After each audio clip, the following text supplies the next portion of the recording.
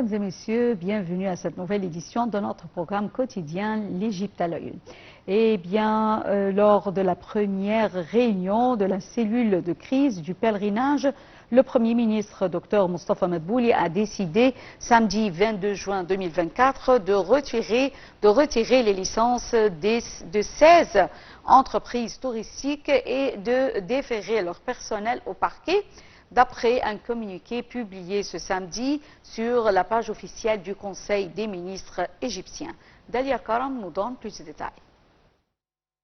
Lors de la première réunion de la cellule de crise du pèlerinage, le Premier ministre Moustapha Madbouli a décidé samedi 22 juin de retirer les licences de ces entreprises touristiques et de déférer leur personnel au parquet, d'après un communiqué publié samedi 22 juin sur la page officielle du Conseil des ministres égyptiens.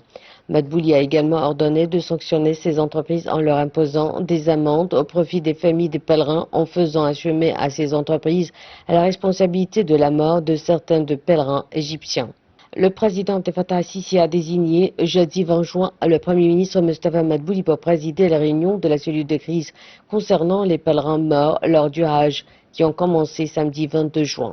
Cette cellule de crise est chargée d'enquêter sur les causes de décès des pèlerins égyptiens. Ces réunions de la cellule de crise sont en coordination avec l'Arabie saoudite. Il est à noter que la commission du tourisme et à la Chambre des députés tiendra une réunion mardi 25 juin pour examiner la crise du pèlerinage illégal. Le samedi 22 juin, le vice-président de l'Union égyptienne en Arabie saoudite a révélé les détails de la coordination égypto-saoudienne pour le transport des corps des pèlerins égyptiens décédés. Il a souligné que les corps d'Égyptiens qui étaient non identifiés sont actuellement facilement identifiables dans le royaume d'Arabie saoudite grâce à des caractéristiques biométriques ou ce qu'on appelle les empreintes digitales.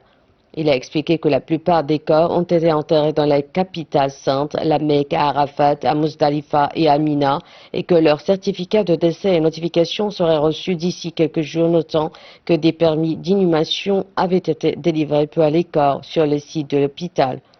L'Arabie saoudite, représentée par les ministères de l'Intérieur, de la Santé et du Hajj, ainsi que des organisations de la société civile, ont déployé un grand effort pour poursuivre les cas de décès et des blessés parmi les pèlerins égyptiens. Par ailleurs, le ministère des Affaires étrangères en Égypte a envoyé jeudi 20 juin des équipes pour chercher dans les hôpitaux saoudiens les noms des pèlerins perdus, soit ceux qui sont retraités, soit ceux qui ont perdu leur vie. Les Égyptiens attendent l'annonce de la formation du nouveau gouvernement égyptien dirigé par Moustapha Madbouli au milieu des demandes d'attention aux dossiers de l'économie, de l'éducation et de la santé. Les consultations sur la formation du nouveau gouvernement se poursuivent, annonce une source gouvernementale ayant requis l'anonymat en niant qu'un nouveau cabinet sera annoncé dans quelques heures, a diffusé la chaîne Al Qahira News jeudi 20 juin. Début juin, le président Abdel Fattah al-Sisi avait accepté la démission du gouvernement actuel du Premier ministre Moustapha Madbouli et l'avait chargé de former un nouveau gouvernement pour travailler à la réalisation d'un certain nombre d'objectifs, dont la préservation de la sécurité nationale de l'Égypte à la lumière des défis régionaux et internationaux. Le développement humain en Égypte a également été placé sur la liste des priorités, en particulier dans les domaines de la santé, de l'éducation et la poursuite des efforts pour développer la participation politique. El-Sisi a mis l'accent sur la lutte contre le terrorisme, sur le développement de la culture et de la conscience nationale, ainsi que le discours religieux modéré. Sous les auspices du président Abdel Fattah al-Sisi et de la présidente de la Commission européenne Ursula von der Leyen, l'Égypte doit accueillir les 29 et 30 juin 2024 la conférence sur l'investissement entre l'Égypte et l'Union européenne. Cette conférence revêt une grande importance pour toutes les institutions étatiques car elle vise à présenter les différentes opportunités d'investissement disponibles dans l'économie égyptienne et également à promouvoir la coopération économique entre l'Égypte et l'Union européenne. Un commentaire de Dalia Karam. L'Égypte organise des 29 et 30 juin 2024 une conférence sur l'investissement entre l'Égypte et l'Union européenne. Tenue sous les auspices du président Abdel Fattah al-Sisi et la présidente de la Commission européenne Ursula von der Leyen, cette conférence revêt une grande importance pour toutes les institutions étatiques, car elle vise à présenter les différentes opportunités d'investissement disponibles dans l'économie égyptienne et à promouvoir la coopération économique entre l'Égypte et l'Union européenne. Plusieurs grandes entités économiques égyptiennes et européennes participeront à cette conférence. La conférence vise à attirer les investissements européens en Égypte, surtout dans les secteurs prioritaires, y compris les infrastructures durables, les énergies renouvelables et l'électricité, la sécurité alimentaire, la santé et l'éducation, les transports durables, les réseaux d'eau et d'assainissement, ainsi que les petites, moyennes et micro-entreprises et l'environnement. La conférence accorde une grande importance au secteur privé, tant du côté égyptien qu'européen. En fait, la tenue de cette conférence en Égypte est un message de confiance de la part de l'Union européenne envers les achèvements de l'économie égyptienne grâce au programme de réforme économique mis en œuvre par l'Égypte pendant les 10 dernières années, ainsi qu'aux projets d'infrastructures sans précédent qui ont été réalisés pendant cette période. En outre, la conférence vient prouver le succès des mesures de réforme économique récemment mises en œuvre par l'Égypte qui ont permis de stabiliser l'économie égyptienne, surtout en libéralisant le taux de change et en éliminant le prix du marché parallèle. Ces réformes ont eu la capacité de changer la vision des institutions internationales de classification sur l'économie égyptienne, de modifier ses perspectives négatives jusqu'à ce qu'elles deviennent une perspective stable puis positive. Lors de la conférence, des opportunités d'investissement seront présentées aux investisseurs égyptiens et européens, ainsi que des opportunités d'investissement dans le programme d'offres gouvernementales selon les priorités sectorielles compatibles avec les orientations stratégiques du gouvernement égyptien. La conférence abordera plusieurs questions cruciales, entre autres la promotion de la coopération économique avec l'Union européenne, les moyens de promouvoir la coopération économique entre l'Égypte et les États membres de l'Union européenne dont le commerce et les investissements seront examinés. La conférence abordera également le développement des infrastructures et des grands projets. Le rôle de l'innovation et du leadership dans le renforcement de l'économie et de la création des opportunités d'emploi sera également examiné. Le développement durable et l'environnement sera également abordé. Les moyens de parvenir à un développement durable et de préserver l'environnement seront examinés surtout à la lumière des défis environnementaux mondiaux. Les opportunités de coopération dans les domaines culturels et éducatifs entre l'Égypte et l'Union européenne seront aussi examinées. La conférence comprendra également des dossiers importants pour la coopération avec l'Union européenne dans un certain nombre de secteurs ciblés en accord avec des autres partenaires du développement à travers plusieurs axes destinés à être financés par l'Union européenne pendant la période allant de 2024 à 2027 dans des secteurs prioritaires pour les deux parties au niveau régional et bilatéral à travers des aspects de coopération régionale, de coopération bilatérale, des mécanismes d'échange d'informations, en plus de la coopération avec l'Union européenne et ses institutions financières dans le domaine de l'hydrogène vert. L'Université du Caire, à la tête des universités égyptiennes, est parmi les 500 meilleures universités dans le monde, d'après la 21e édition du QS World University Ranking, publiée le 4 juin par la société QS Quacquarelli Symonds. Un commentaire de Dalia Kara. Le ministère de l'Éducation supérieure en Égypte salue le progrès réalisé par les universités locales publiques et privées paru dans la 21e édition du QS World University Ranking, publié le 4 juin par la société Quacquarelli Symonds dans un communiqué de presse publié vendredi 7 juin. Le classement de renommée évalue plus de 1500 établissements d'enseignement supérieur et de recherche dans près de 106 pays dans le monde. L'Université du Caire, qui est en tête des universités égyptiennes, est la 350e au niveau mondial, progressant de 21 places par rapport à l'édition précédente. Elle est suivie par l'Université américaine du Caire qui a progressé de 35 places par rapport à l'année précédente pour se situer à la 400e place.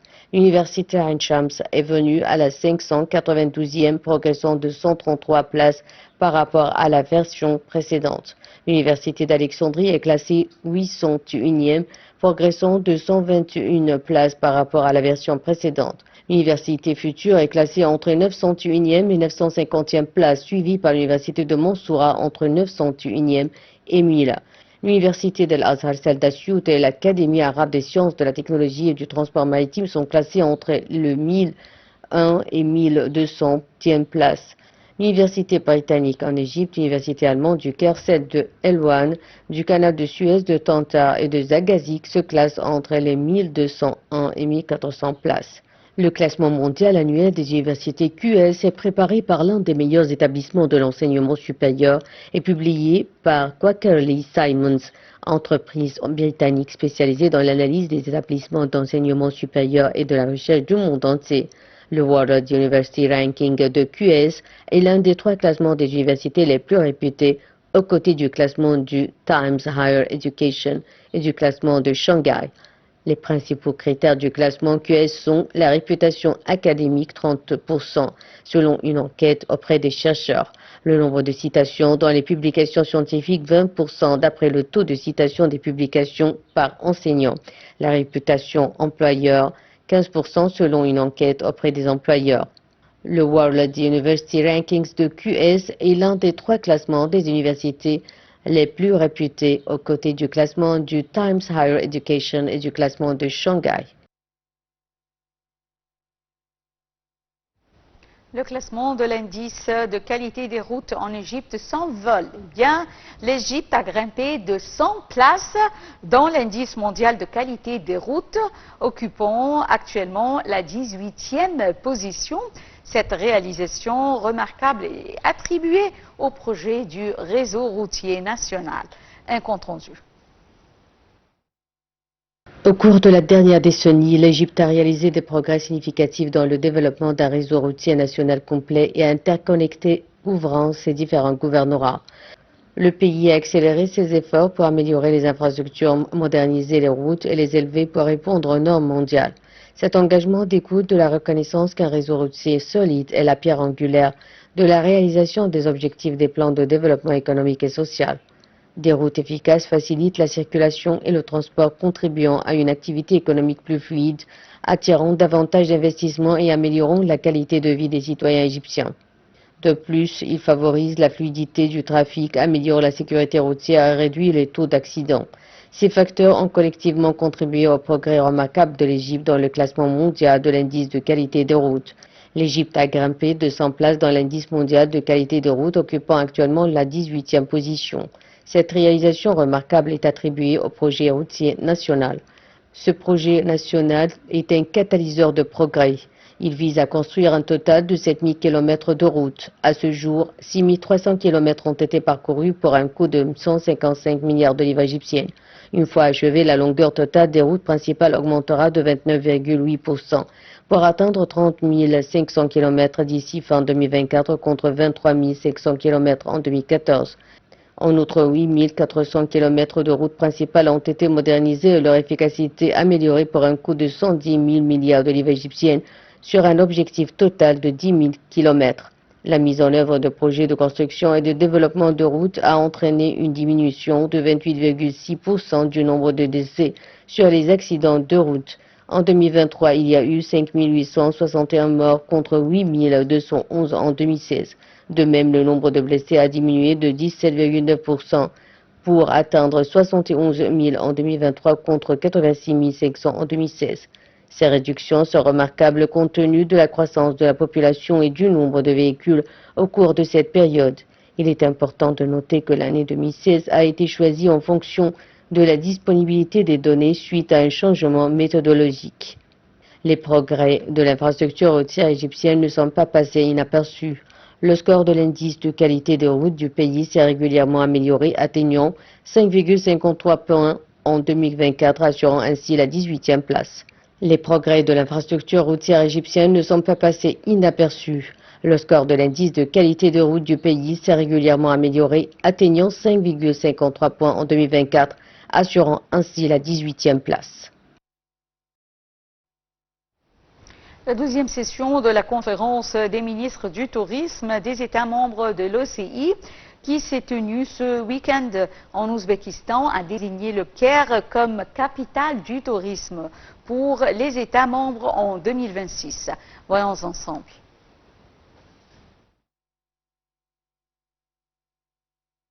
L'Organisation de la coopération islamique, l'OCI, a officiellement désigné le Caire comme capitale du tourisme pour ses États membres en 2026.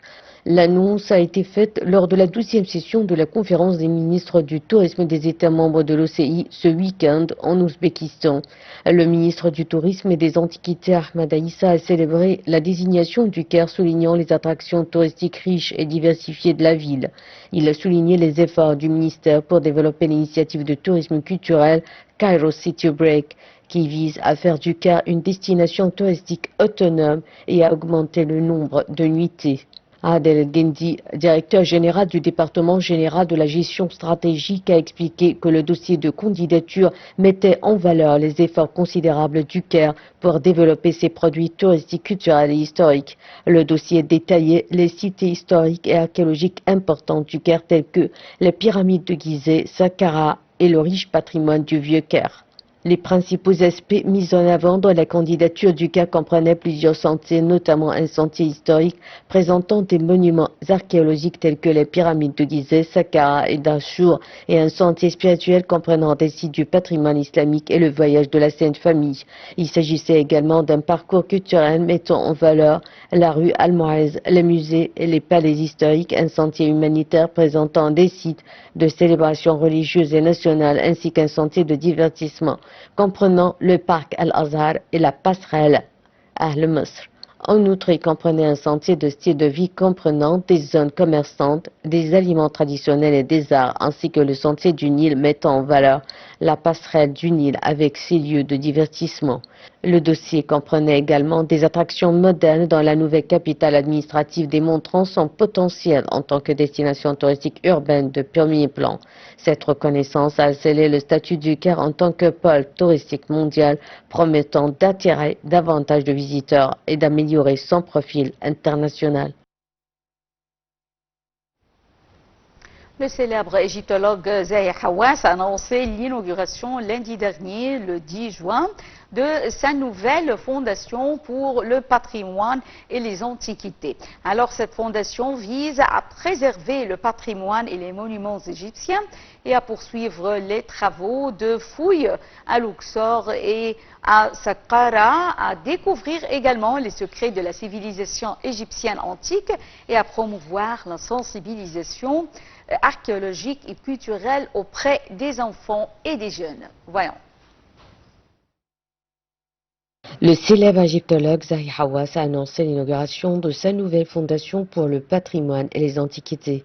Cette fondation vise à préserver le patrimoine et les monuments égyptiens et à poursuivre les travaux de fouilles à Luxor et à Saqqara, à découvrir les secrets de la civilisation égyptienne antique et à promouvoir la sensibilisation archéologique et culturelle auprès des enfants et des jeunes. Créée par l'archéologue et ancien ministre des Antiquités Zahi Hawass en tant qu'association qualitative dépendant du ministère de la Solidarité, cette fondation se veut un centre de recherche, d'éducation et de formation capable de promouvoir le patrimoine culturel auprès des enfants et des jeunes. La fondation vise également à attirer les experts dans le domaine des antiquités et du patrimoine culturel, à organiser de nombreux événements archéologiques et scientifiques, des cours spécialisés, ainsi que la présentation des bourses scientifiques aux lauréats dans le domaine archéologique. Les activités de la fondation Zahi Hawass se focalisent sur les activités suivantes: les fouilles scientifiques conjointes avec le ministère du Tourisme et des Antiquités, la publication scientifique, les projets de restauration et de maintenance des antiquités, les services culturels, scientifiques, sociaux, de recherche et de développement économique et les visites de terrain afin de sensibiliser le public. La coopération de la Fondation avec le ministère du Tourisme et des Antiquités est indispensable pour les biens du patrimoine de l'Égypte, soit de l'Égypte antique, copte, juif, islamique et moderne, comme l'a assuré Hawass lors d'une conférence de presse dimanche 9 juin. Zahi Hawass a réclamé un édifice historique pour être le siège de sa fondation. Acceptant la donation, l'expert touristique Magdi Sadek est le premier à offrir 50 000 livres égyptiennes pour les domaines archéologiques. Hawass a déclaré que la fondation ouvrirait la porte pour les jeunes archéologues pour travailler comme bénévoles. Pour rappel, en 2018, l'ex-président de la bibliothèque d'Alexandrie a créé le centre d'égyptologie de Zahi Hawass. Ce centre possède des départements de recherche, d'éducation et de formation. Il organise des ateliers sur l'archéologie et l'histoire et offre des bourses aux étudiants travaillant sur la recherche scientifique. Le centre décerne également chaque année les prix Hawass pour la meilleure recherche archéologique et pour le meilleur archéologue et restaurateur du ministère des Antiquités. Le centre d'égyptologie de la Bibliothèque d'Alexandrie continuera en parallèle de la nouvelle fondation portant toujours le nom de Hawass. Zahi Hawass a indiqué que beaucoup d'événements et visites d'enfants ont été organisés par le centre, mais il espère que la fondation pourrait réaliser son grand rêve. Mesdames et messieurs, nous arrivons à la fin de cette édition de notre programme L'Égypte à la une et également c'est la fin de la transmission en française et qui reprend à 18h locale. Mais avant de vous quitter, je vous propose de suivre avec nous ce commentaire concernant une exposition à Shanghai en Chine. Alors dimanche 16 juin, escorté par des véhicules de police, un convoi d'un demi-kilomètre de long a transporté près de 800 antiquités égyptiennes de l'aéroport au musée de Shanghai où elles seront exposées au musée de Shanghai à partir du 18 juillet pour promouvoir les échanges culturels et l'apprentissage mutuel entre l'Égypte et la Chine. Merci pour votre fidélité à Nile TV International. Bonne journée et au revoir. Plus de 780 objets précieux égyptiens seront exposés au musée de Shanghai à partir du 18 juillet pour promouvoir les échanges culturels et l'apprentissage mutuel entre la Chine et l'Égypte. Dimanche 16 juin, escorté par des véhicules de police, un convoi d'un demi-kilomètre de long a transporté près de 800 antiquités égyptiennes de l'aéroport au musée de Shanghai lors d'une grande procession. Les deux parties étaient remplies d'enthousiasme et d'impatience pour cette exposition collaborative. Le directeur du musée du Shanghai, Shou Xiaobu, a déclaré que c'était un grand honneur. En mai, le musée de Shanghai et le Conseil suprême des antiquités du ministère égyptien du tourisme et des antiquités ont annoncé conjointement qu'ils organiseraient la grande exposition au sommet de la pyramide, la civilisation de l'Égypte ancienne du 18 juillet 2024 jusqu'au août 2025.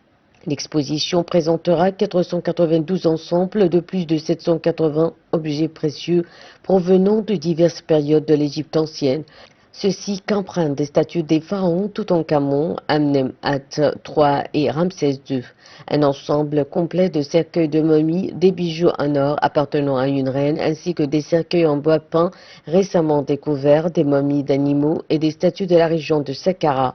Selon les médias, ces objets ont été soigneusement sélectionnés dans 7 musées égyptiens clés et dans les dernières découvertes archéologiques de la région de Saqqara, plus de 95% d'entre eux faisant leur début en Asie. Ils offriront une présentation complète de la civilisation égyptienne antique et des dernières découvertes archéologiques du pays. Le directeur du musée de Shanghai a déclaré qu'il s'agissait d'un échange important entre les institutions culturelles chinoises et égyptiennes et de la plus grande exposition spéciale organisée par le musée de Shanghai depuis sa création. Il a révélé que l'exposition serait concentrée dans 3 salles d'exposition au premier étage du musée, couvrant une superficie de plus de 3000 mètres carrés.